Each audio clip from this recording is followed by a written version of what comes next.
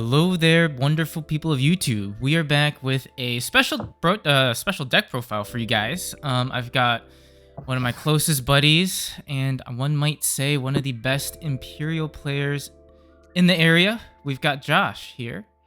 Hello. He recently piloted his Imperialdramon deck to second place at this past weekend's Ultimate Cup, so huge congrats to you, my guy. It's been great to watch you just like kill it lately, and it's really great to see you kind of get that last minute confidence boost going into Nat season. So super stoked for you, and super thankful that you're able to hop on and kind of do a quick deck profile for us. Anything for you, Ben. Anything for you. But yeah, before we hop into the video or the profile itself, any quick shout outs you wanted to give? Yeah, first to you. You're always pushing me and making me better, and we spend many late nights practicing, you and I. So Yes. First to you. Yes. Secondly, to local Chicago area players. If you know who I am, then you know who I'm talking about. And shout out to Good Games in Chicago. It's a store that I tournament. I'm the TO at. So big shout out to that store. And then finally to Brick City. It is the Canadian-based server I do most of my playtesting in. So shout out to those guys. I want to be nearly the player that I am today without those guys. So, and I'll give one more at the end. I got one more shout out at the end, but we'll save it. For sure. But yeah, why don't you hop right into this bad boy?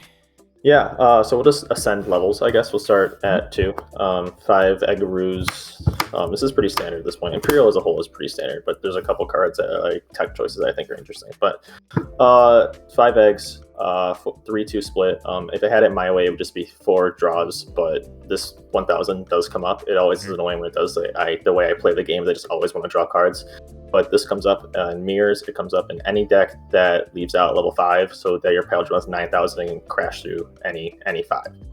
So it comes up. It's much better late game than early, but you have to play it, I think. If you want to do like a 4-1 defensible, if you want to do just 4 draws, I would also say go for it. I love drawing cards, but I do think at this point this is what you need, as much as it annoys me.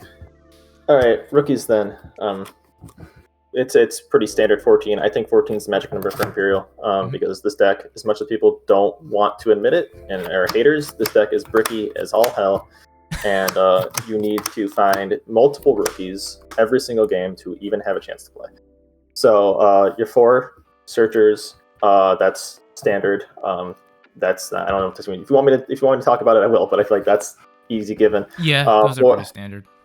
I do 4 promo V because, as I said in the eggs, I enjoy drawing cards, and this turbos me into everything that I need. So for that guy, and then my 2 flexes are one of this one. This one's really nice late game, where because you late you're gonna have everything in your trash. This one guarantees you have the exact level 4 you need, no matter what. And so I like the one of. And this one is the worst one. He is my favorite one to put in the raising turn 1, but other than that, he does nothing. Like, he is not a good searcher because he'll bottom all your 4s. He can search out Primo, which is nice, but his main thing is he has end of turn, so you have 9 end of turns, which I think is really nice. That one extra one does come up all the time, so I think you have to run one of him. As much as he sucks, he does have end of turn, and yeah. Fair enough. And that was the BT16 worm, right? Yeah, that's okay. No, which one? This one? The one of. Oh yeah, this is BT16. This is promo. Cool. Shout out to Ben. He got me these Gen Con 2 years ago. Those are the half league. We were on a mission that day. We were hunting. Yeah. All right, 4s. We have 4 BT12 XV and 1 EX1 XV. We have 3 BT12 Sting, 3 ST9 Sting, and then 1 Lydra. This is pretty not standard. I think I've been kind of rocking. For the longest time, we'll talk about Lydra in a second. But for the longest time, I had 4, 2, 3, 3. I've always been 3, 3 on these. But this is easy. This is the best level 4 I think out of all of them. He is just, you get memory back and you have the jamming. You get the jamming out of him, and he is good for one late early swing. If you can get that swing in without having to worry about the ace or a blocker, he's really clutch. But there's so many blockers and aces in the current format, it doesn't happen much, but you still have the jamming terrible, so it's okay. I would prefer to run another one of him, but we'll talk about Lydra. 3 and 3. Most people run 4, 2. Again, my deck building philosophy is draw cards, always as many cards you possibly can. And so the way I see it is these two are effectively, in most cases, the same amount of memory cost. because they are both level 2 evos. You'll get one back on him, but if you're slamming them and need to end turn on it, this is 3 and get one back, so it's effectively 3 at the same time. And there's sometimes where you don't want to pierce. Magna's a big reason. Like if they have 2 bodies up for Magna, you don't want to trigger the end of the Windage Evolving effect to become invincible. You don't want piercing, and you need to, again, this deck is bricky. You need to draw. So I'm never going to break up the split. I think 3-3 is perfect. I've been called a noob by several people, that word exactly, for doing this and not doing 4-2. But no, I truly think 3-3 is the answer, because if you see your entire deck, you have every answer in your hand. So 3-3 is the way to go. And if you're being choked and you only have Davis, you can still keep turn a little bit easier with this guy. So I like 3-3. That's never changing. This guy, I hate this card. I've hated this card for a very long time. You don't have inheritable. His effect usually does not come up because you just put evil into the back. But he is red. He is green. He is blue. He is an effective way to deal with floodgates if a situation calls for it. You can go 1 over the promo V, swing, use it to suspend something, and then swing, draw 2 cards, and then go to DNA. That's really nice. There have been some instances where I just poke with him into security, and then if he dies, I just armor purge and then go into one of these. So he's nifty. I think you do have to run him at 1, as much as I would rather it just be another one of these. He gives you some security in seeing the right color, and he lets you draw some cards and he gets rid of floodgates. Sure. I would never, ever play more than 1 of him, but I do think he's necessary at 1 right now. Fair. Any questions there, my friend? I know you were kind of flirting. I think this is a conversation maybe we can even save for the end, but you were flirting with like the Togamugas and a little bit more of the other armor stuff. I feel like if you're doing pure Imperial, right, Lydra by far is probably your better choice. Yeah, the Hedgehog sucks. The Hedgehog is just a bad card, especially if you're playing more worms, more Vs than worms. You would never, I don't think you'd even consider playing Hedgehog Man if you're playing mostly Vs. I was playing the Imperialdramon Toolbox version, and that's why I had to play all the armors, and that's the only other green-blue armor. So, yeah, not Imperial. This is the only one I think currently that would work in Imperial. Yeah. Last question about fours would be, there's some lists in Asia that are kind of running or sprinkling in like one of the like Raid XV. Yeah. What do you think about that guy? He just does it better. Like he just does it better. Fair. Like I agree. With Raid, you can't guarantee that the target is the floodgate. Right. And he's not green. And he's not green. So and the power on the Herald is pretty neat, and like being indestructible by battle is kind of neat. But he's not green. He doesn't suspend. The Raid is scary because you can't guarantee it, and then he doesn't suspend the thing. So. And doesn't have armor purge. This card's just better. Yeah, for sure. Some people in my play groups have been testing that and have liked it, and most people have fallen out of it. I'm like, this doesn't work. So yeah, no for me, dog. Fair enough. All right, 5s. This is not going to be a discussion. There we go. There they are. There they are. They're my 5s. You want me to say anything? I don't know. No, I think it's a pretty standard 4 of the BT16 pile, and then some people throw in maybe like a BT12 pile, right? The source strip. What do you think about that guy? Yeah. That's a meta call, I think. It depends on what you're going to see a lot of. People are like, it's really good into the mirror. It is. It gets rid of partition. It's really good into Magna. It is. It can strip out the Magna or whatever's in there, keeping him invincible.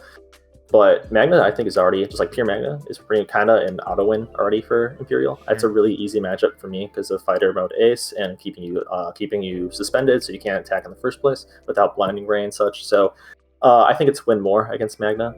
It's cool into the mirror, but the mirror, you would rather have him so your opponent can't unsuspend already. That's already a huge. It doesn't matter if they have partition because they can't unsuspend. So, like, what are they gonna do to you? So yeah, it's okay. Like, you could, but. I'm about attacking. My playstyle is aggressive and attack, and that one doesn't really do that for me. Fair enough. It worked for you. Works for me. I would never say don't play the BT12 one. That doesn't fit my playstyle. That's more of a controller-based card. Yeah. I think a good point too, right? It's like you kind of like, for everybody out there too, it's like you craft your decks based on how you want to play. Right, and if you know how you want to play, you can definitely make that kind of judgment call as to how you want to do certain things or play certain ratios. Yeah, absolutely. That's I think a discussion we can go into while we go through my matchups, because I think that's really important is crafting the deck to the way you play and not fighting against yourself throughout the day. You're already doing so much big thinking. You shouldn't want you adding like fighting your urges shouldn't be a part of that too. Your deck should be crafted towards stuff that encourages the way you want to play. Because So we have definitely seen this deck evolve over the past, like, even just month. yeah. Yeah, I mean, you know this, but your viewers may not. I played Imperial since BP4. I have evolved with this deck, and I understand the cards like I understand very few other decks.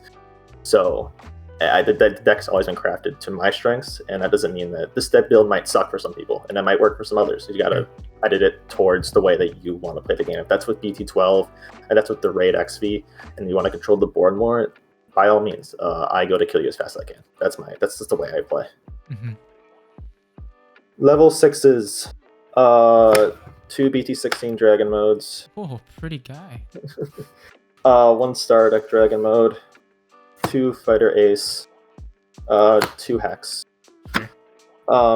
So this is an untraditional lineup, mostly because my one of him. So the way I think about it is, this has basically become a 2 of just always. Because there's so many other options, and this one's searchable, and this is a great card. Like, if I can run it at 4, I try to, but the deck is just way too tight. This card is really good in almost all matchups. D-Digivolve really hurts, but that's mostly a Lord Knight discussion, and if you game plan around expecting D-Digivolve, you can not even have to worry about it.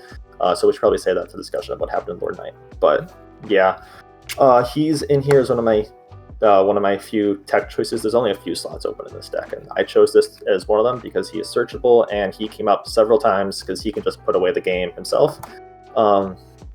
He's ridiculous. I would love to play more of him, but this guy is so unbelievably important that because he's searchable, you kind of just have to put him down to 1. You'll see him basically, and essentially my build because you draw the entire deck.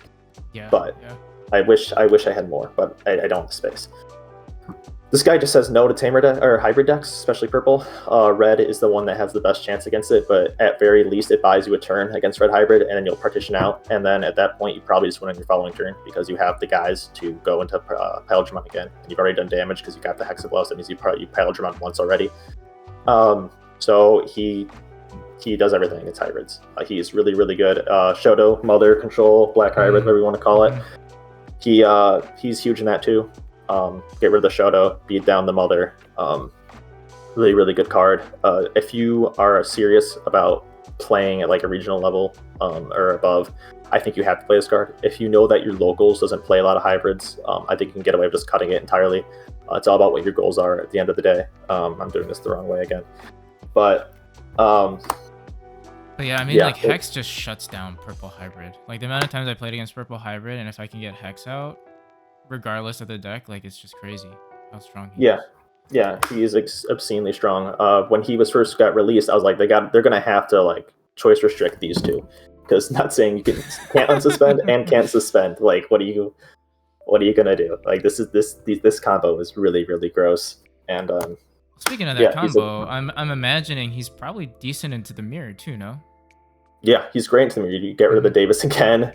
They can't suspend after basically. There's going to be like 6 sources on that. So the Davis and Ken is gone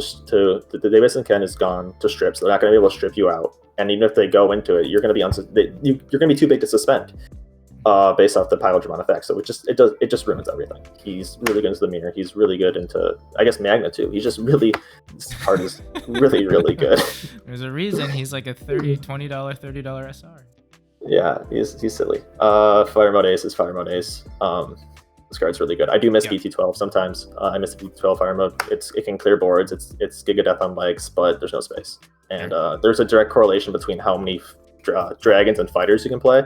And so if I cut this for the BT12 dragon fighter mode, I now run 2 to 3, and it doesn't make any sense because you need the dragons for that specific fighter, and so it just doesn't make sense. So this was always the way to go, and this card's great. It's a great card.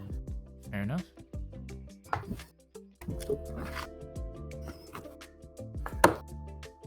Paladin. This is Paladin mode. There it is. Actually, I don't think it's a great card. That might be a crazy take, but I think it's really just okay. Of course, it's great into purple. Like it does great things against purple, but I was about to say. Purple runs a lot of removal, and it's pretty easy for them to access it. So what ends up happening is you get rid of the trash. They say cool, they kill this thing, and then they overflow 5, and then they kind of rebuild their trash or set up for their next turn, and you don't really accomplish that much. His offensive ability, the one attacking, is really nuts, but like it never happens because he's always just gone. He's just always removed immediately, and even if you're not over, like quite often this stack happens, and then it's gone, and you overflowed 9. So I used it most often as a shield for Primo. I didn't use it mostly for its effect. Every time I went into it, except for once in the last round, I got punished for going into this, and so it's a strange card. It's really good against purple sometimes, and then they can. It's weird. People are like, why don't you put it to 2? I don't know if I even wanted it at 1 sometimes. Like I use it mostly as a shield for Primo to give me that something to evolve into. I think if you can find like you said with Primo, right? Like cheaper ways to get into it, I think kind of help it out a little bit. And I think it's also nuanced in the sense that you have to like time it well. Like a well-timed Paladin Ace can definitely change the game, whereas a poorly timed Paladin Ace, like you said, just absolutely like punishes you. Yeah, and it's so hard to time that because you don't ever know what's in their hand, what they're plotting, or they're expecting the ace. You just never know that. So you just kind of have to, like, for him, he removes the body. So it's easier for you to time when they get rid of that body, so you know what's going to come after, what's not going to be on the field, and what's not. With him, he just says goodbye trash. The body's still there. You don't know. You can't possibly know what's going to come after with unless you remember exactly what was searched, and it's hard. He's a lot harder. He's okay. Yeah, fair enough. Check out my Tamers. Here they are, boys. Yeah. If you want to get into a discussion about him, I think it's a whole entire video in itself. People have a lot of hot takes about him and banning him and this and that. I think that it could be a whole video you want to do with me, but he's a great card. It's a great card. This is the lifeblood in the deck. The deck does not work without this card. It is the only reason Imperial works again. For 2 years since the start of deck, Imperial did not work. This is the card that made it good again. You take away this, it's not good. I don't care how good this card is. This card is amazing, but you take away this, the deck is not even worth bringing. I don't care. I 100% agree. Yeah. So those are great cards. Those are really good. And then 3 Primo. This card's amazing. This card is unbelievable. And if we were gonna hit something in the deck and then fairly, I think it'd be him because he just kind of breaks games open. He's HBD but better. So, that's the deck list. Fair enough. Now that we've gone through the list and you finished your tournament, obviously you did very well. So, I mean, the deck's doing really good. But were there any things that you felt like maybe you would change or anything that you might kind of tinker with moving forward? Or is this sort of locked in for Nats when we go to Orlando? So it's not like it's locked in for like now. Like the deck isn't changing until LM comes out. Sure. LM's going to come out. Though I've been testing with 1 scramble. So 1 scramble is going to replace this guy.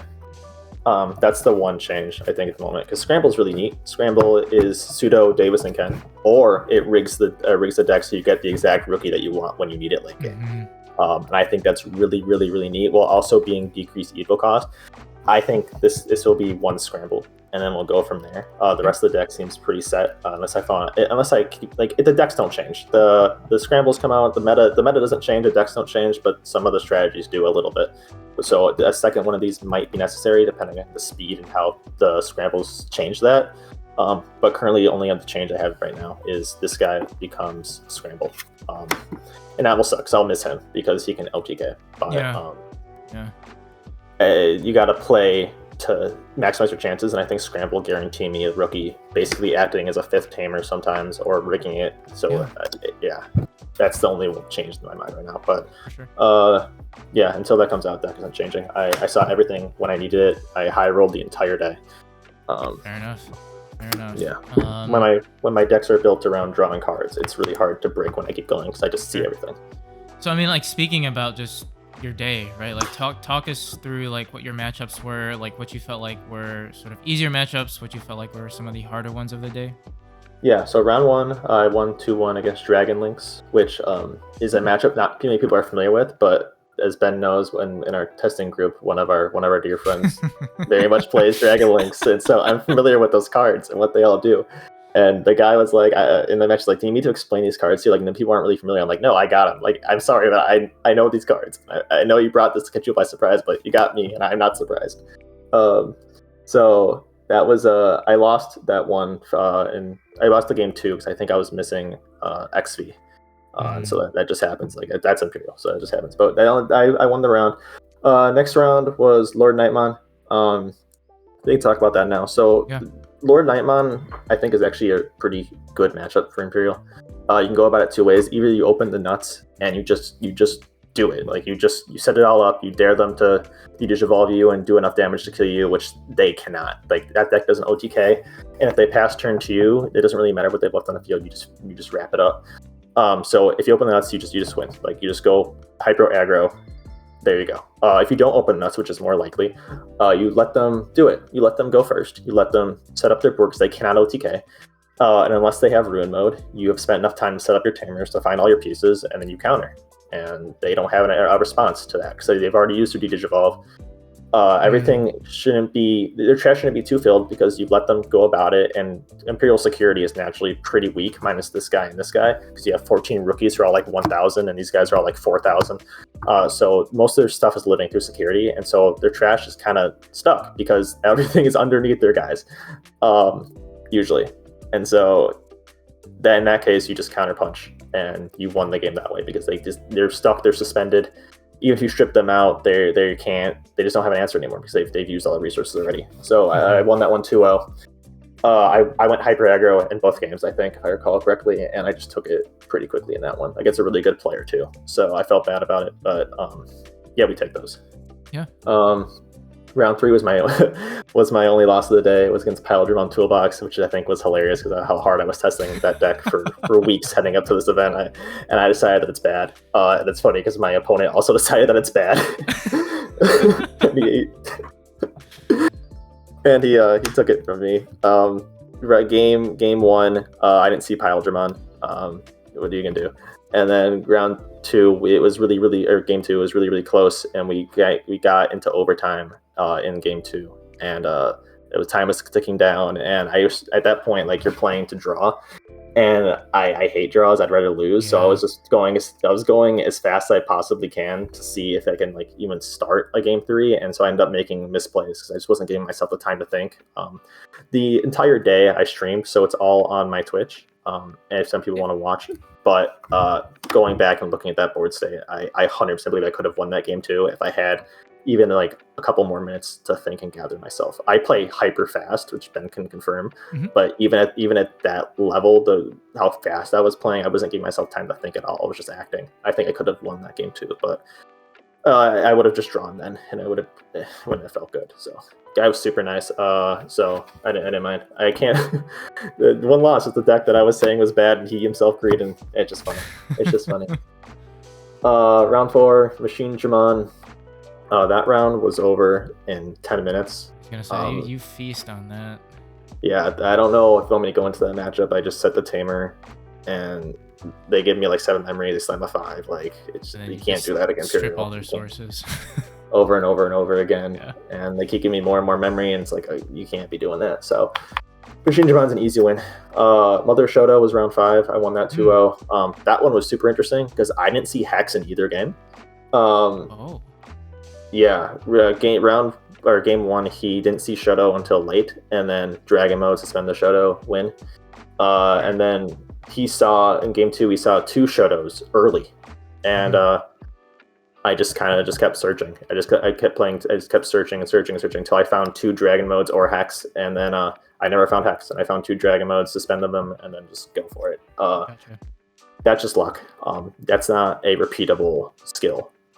You really do need the Hex in that matchup, and the fact that I 2-0'd it without it is not repeatable. I got very, very lucky there. Because we also take those though.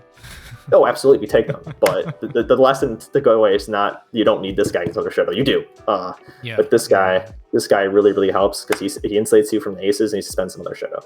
Because I had this too, and so if you wanted to ace me, you just give me free memory, buddy. Thank you, and and an extra attack. So Um, yeah.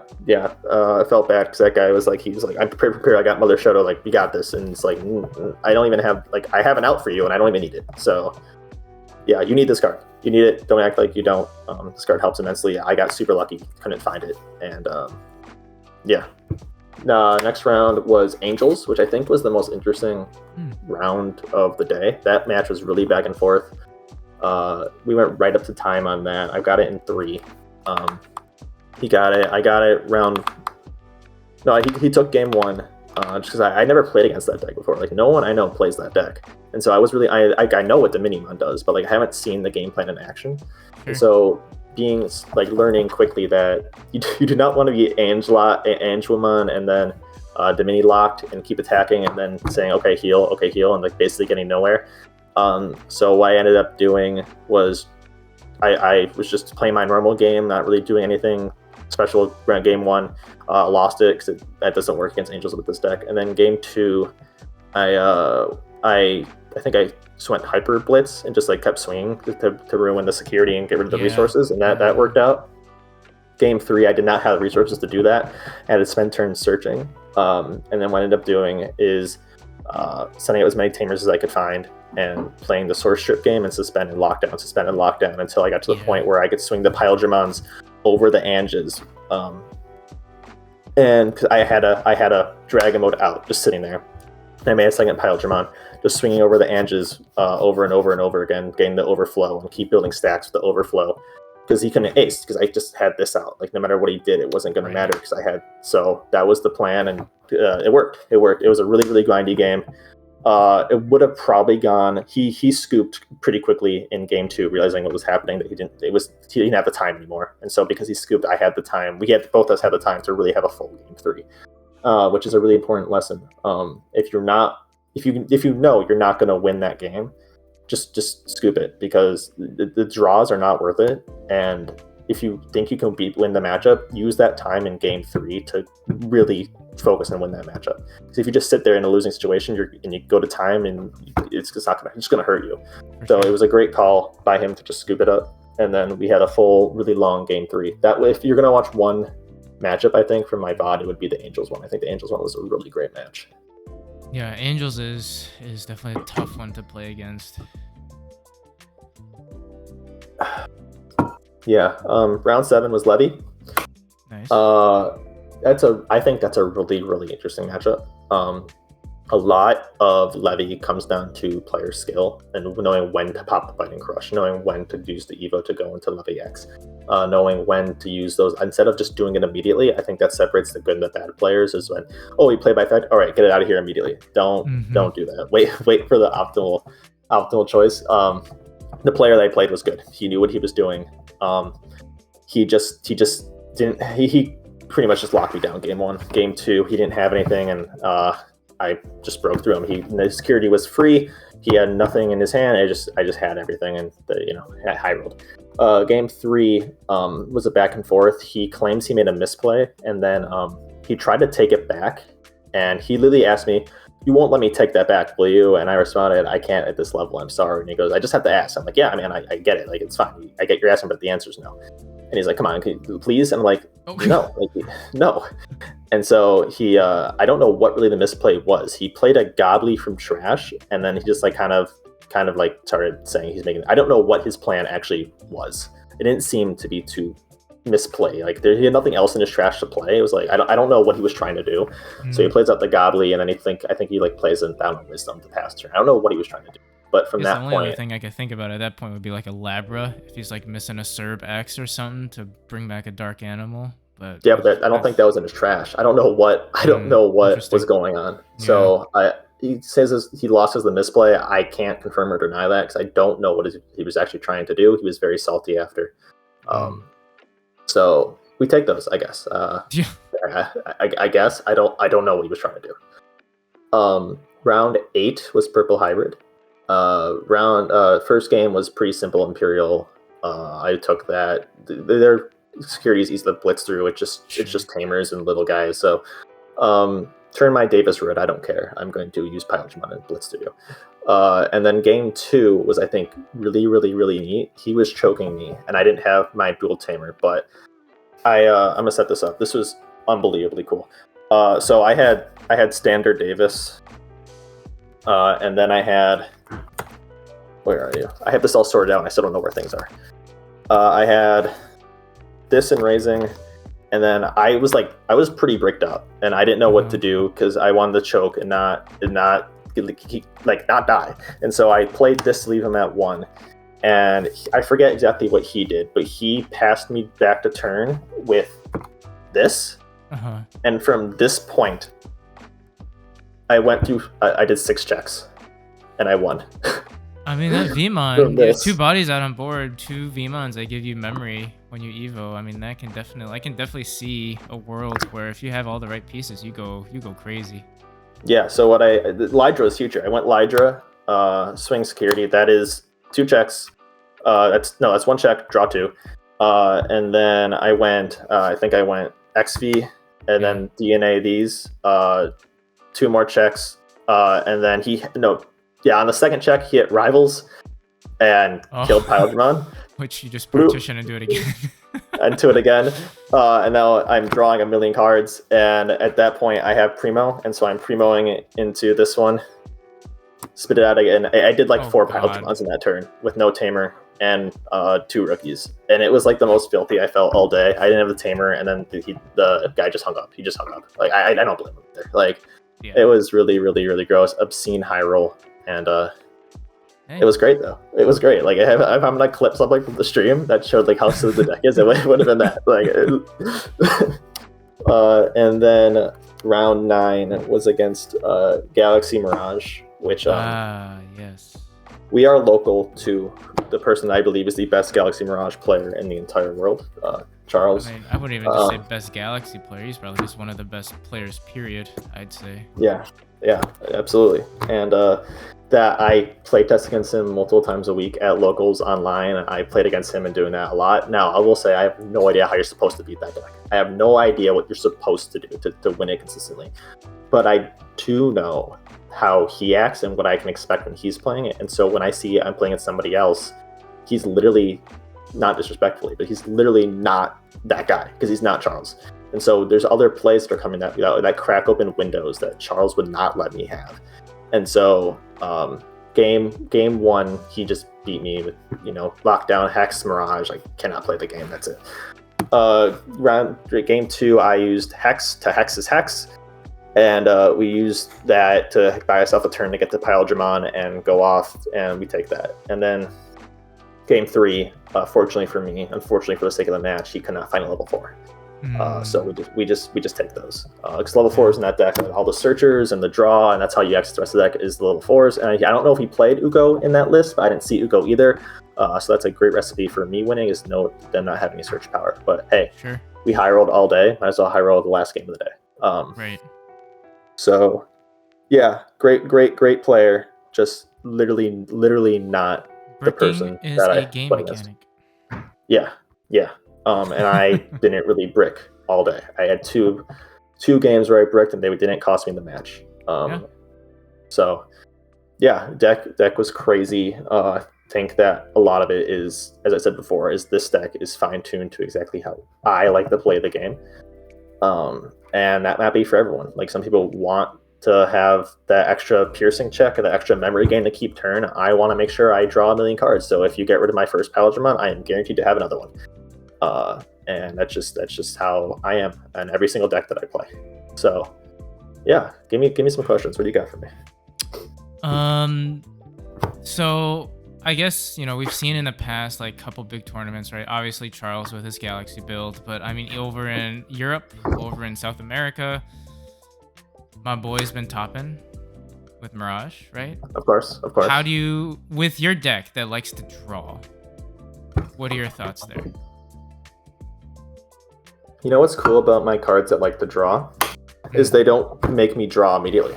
I play this guy. Look, I'm not drawing. I'm playing him. I'm not drawing. And that's 5 rookies right there already in my deck that already draws a ton that I'm going to have at the right time to not pass turn. Sure. You're right. I will swing the Imperialdramon. I will pass turn, but at that point I have stripped you down and froze you. So the next turn I'm ready to remove it. and we live the fight again, or I just go faster than you. And I just blitz through your security, and you and I test all the time. You've seen it happen, and there's times where I just don't, and you win. That is just a race, and that is what it is. If the longer the game goes, I do think I have a slight edge because I can just freeze you over and over and over again. But there is a sweet spot there where it's like, if I don't win quickly, you have a pretty open gate to win through like maybe turns like 4 through 7, and then once we get to grind state, I think I have it. So it's a really interesting back and forth. I like to draw, and I didn't see Mirage this entire day, but that doesn't mean my deck doesn't work against Mirage. I play against you all the time. I have experienced many a beatdown, and vice versa. Like you said, I think it's a very good back and forth that we can see there. Right. So it's just we just saw, as we saw in Europe, like Mirage whooped Imperial, but Imperial was there, and I don't know what that guy's matchups were, but I'm assuming he saw Mirage earlier. So it's just a back and forth. The deck can do it. It's just a matter of what did you open, what did I open, what are our top decks, and that's really it. In terms of just like overall meta, like Mirage is just probably better in the meta currently, but I don't think it's by a wide margin, and I think it's all pilot driven. Like I don't want to face you on Mirage, and you don't want to face me on Imperial. Like there's different things. So unless it's in the finals. Yeah, of course, right. We'll be fighting. No, then we'll be fighting to go to Tokyo, but then we'll both get first, second, anyways, and we'll cuddle together on the airplane.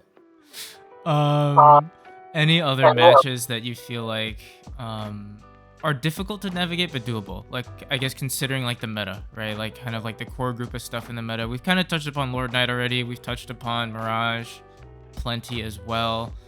You know, Red Hybrid, thoughts there? Yeah, that's a really interesting one because they can just blitz through your security on like turn 2 or whatever, and then you're down. But but there's pretty often Tamers in my security, and you can't. You need an extra attack to finish the game. That's just how the game works. So take all my security. I don't care. But you better be ready to either deal with the ace that's coming if I suspend your Tamers and have the dragon one out, or I'm going through security faster. Or I have the hex, or it just. There are things, and I dodged that matchup too, but it wasn't a matchup that I was scared of. Sure. And last question is, are you ever gonna fully bling that deck out? Because that deck is plenty blinged out already. You know what? I'm happy you asked me this, because 3 of my opponents, at least 3 of my opponents were like complaining about how blinged out my deck was and calling me rich, which is very funny because. I have a lot of things, and Rich is not one of them. But you know this. But what ended up happening is I won one of those 3-on-3s, right, with this guy and the Beelzemon, and I sold traded the Beelzemon for two of this guy, a Stingmon pre-release. Where is it? One of these. So the trade was those 2, these, and $80. And again, I've been playing this deck since BT4, so like I get them when I can. And so, as you can see, I am missing 2. I am missing 1. I have none of the pre-release of this guy. I have none of these. Like I just have 1. So if you want to give me a deal, one of your viewers wants to give me a deal, reach out. But I plan on selling that Susanamon and using it at least partially to finish this up, because God knows I can't afford it normally. But it was funny. They were like, "Oh, you got a blinged out deck, and you must be pretty good at the game." Like, come on, man. I just got lucky and won a tournament and sold the card. So it's not that deep.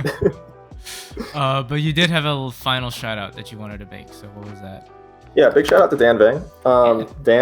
Dan is the reason that I got serious about Digimon. It's the reason I picked up Imperialdramon. His videos early on, he won like every tournament back in like BT4 with Imperial, and I didn't grow up with Digimon. I mean, I knew what it was. Like, I didn't watch the shows. I didn't know any of the characters except for like Agumon and like Omnimon. Yeah. And then I go to locals, my first ever deck. Bandai sent me like a promotional folder and told me to download the app, and they hooked me with this app.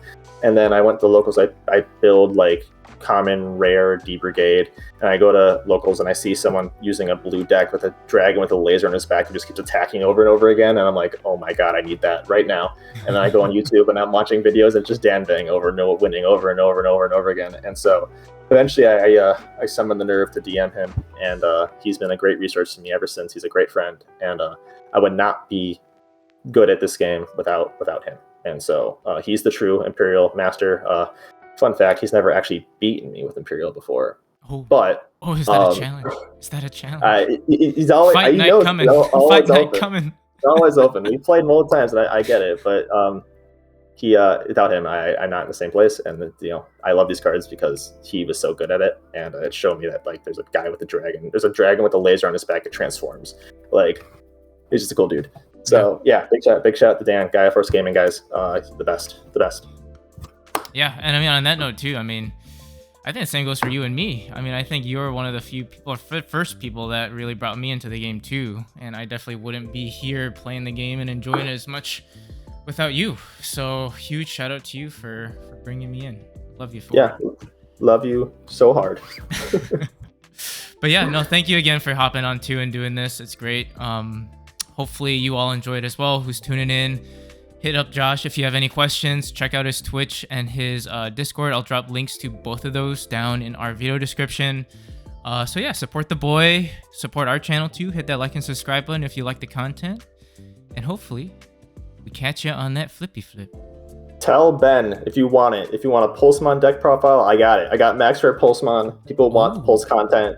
I'm always available. So let them know. You guys want Pulsemon stuff? Tell them to bring me back. I got a list that works, and I've topped locals with it many times, and it's very funny. Fair enough. Alrighty, folks. See you later. Bye-bye.